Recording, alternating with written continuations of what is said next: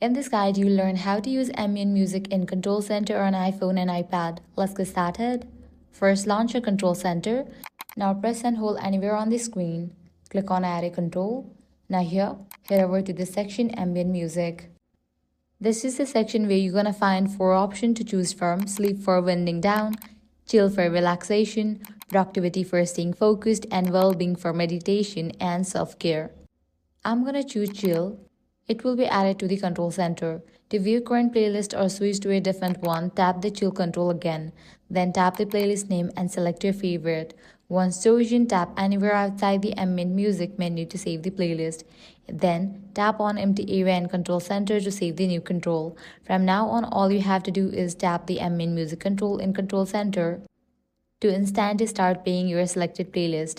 And that's it. If this guide was helpful, do not forget to like, share, and subscribe. Thanks for watching.